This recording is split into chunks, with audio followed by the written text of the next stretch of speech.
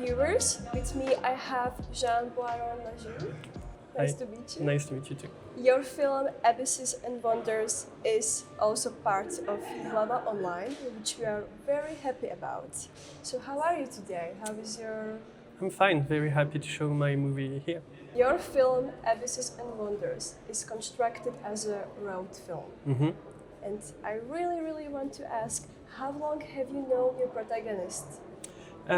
We met 8 years ago, and after maybe 2 years of friendship, I asked her if she wanted to make a road movie with me, and then we waited 5 years more, and then I decided to do it for real. What was the inspiration behind that? What made you think that you want to make a film about this friend, about your friend? I think most of the time when you decide to make a movie, it's thanks to a meeting. I mean, you meet someone and you say, I want to do something more than the reality. And when I met Christine, we were working out of the town, and so we took the car and we met in the car. And she was telling me about her story, and especially about her mother that seemed to be, for me, she seemed to be crazy. And it was a very violent story. And as a friend, as a new friend, I was asking myself, what can I do? And as a friend and as a filmmaker, I had this idea of making a road movie. In the very first minute, you are on the phone with her and you tell her like, hey, we will do it like this, we will put your mom in the car, we will go on a road trip with her, and then she goes and just drops the idea of the table. Yeah, the original idea was to make a kind of tragic comedy and something a bit punk, because I think when you have some big traumas, you have this kind of anger, like a punk energy, even if you don't look like a punk. And that's how I felt when I met Christine. And so I wanted something trashy, something trash. And so I was saying, let's take a baseball, I don't know the name, the baseball thing. The baseball bat? Yes. The baseball bat, and let's put it in a car and go to your mother's house. And let's see what happens. Let's see what happens with the bat. Yeah, and it was a way to change the violence side. And so that's what I suggest her on the phone at the very beginning. And that was the original idea. And so when she said yes the first time, I started to shoot and film her during her real life, and I did it for 2 years. I've done it for 2 years. And then when she says, okay, can you go at home, I have something to tell you, and she says, okay, I don't want to do this movie anymore. It was not that she didn't want to do a movie at all. It was more like, I don't want you to film my real life while I'm trying hard to understand and survive those traumas with my mother.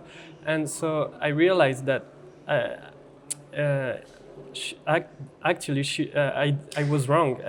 The original idea was to make a tragic comedy, not to be so realistic. And so we kind of deal something new. And in fact, she says it. She said, but I accept being a fiction character. So we decided to make this movie between documentary, playing game, and almost fiction sometimes. And yes, that's how it was. And she even dragged you into it, right? She took your story. Yeah, it was part of the deal. Like she said, I don't want to be the only one in this movie, so let's find something else to tell. And then we realized that, okay, my mother loved me in a very strong way, and I don't know nothing about violence, but my father, I had some trouble with my father. Because he loved me, but he was depressed. At the end, he was alcoholic, and he killed himself. And so we realized that we had a story in common, that it was not about mothers but about father, because both of our fathers died. So we decided to put the story in the center of the movie. I think when she told me I don't want to do the movie that way, the way we are doing it, I got very scared to lose my friend, to lose my protagonist, to lose everything. I especially like the scene where she makes you, go into like locked house to get into it. And I loved that when you are having interview inside the house, she's talking normally, but you are whispering. Mm-hmm. Can we say that she took you out of your comfort zone many times during the shoot? Yes, because at that time, I think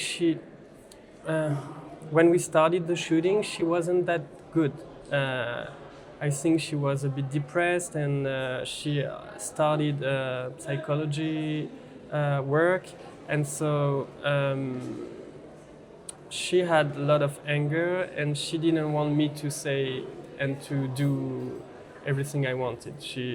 Especially she was tired of my way of talking about her and for her, and my way of thinking that I knew better than she did what she was supposed to do. And so many times I was afraid of losing her, because we were on the road trip, but if she wanted to go back, she could have done it like that. How did she react seeing herself? After it was shot, you edited it, maybe you showed her the rough cut. How did she react to that? We showed her some pieces of movies during the editing, but I wanted her to watch the entire movie, and we decided to. But she liked all the pieces we showed her, so I thought it was okay. And at the end, when she saw the movie finished, we were 3 in the cinema. One friend, Christine, and I. And at the end, when the lights, The lights. I mean, at the turned on. yeah, turned on. When at the end of the movie, when the light turned on, I saw her crying. So I was, what did I do? What have I done? Is it? How are you? I didn't know. And then she did a big hug, saying, now that you've done this, what can I do for you?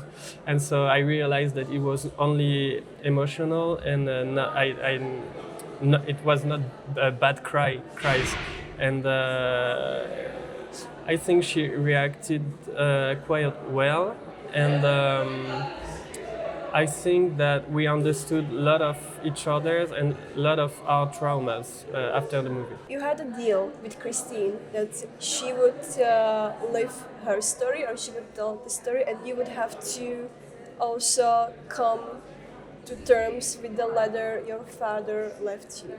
Was this part of the process hard for you to have the letter with you in the camera bag? In friendship, sometimes you are the helper, and sometimes you are the victim, and it has to change. I think it was a very good idea that we feel that in the movie I'm not the psychologist and she's not only the victim, because sometimes it's the opposite. I'm really happy to have you here with us. Thank you for your time. Thank you. I have one more little thing. Could you look to your camera, say the name of the movie in French, and tell people to watch it? Donc, j'ai réalisé le film Gouffres et merveilles, et allez le voir. Merci. Merci. Thank you so much.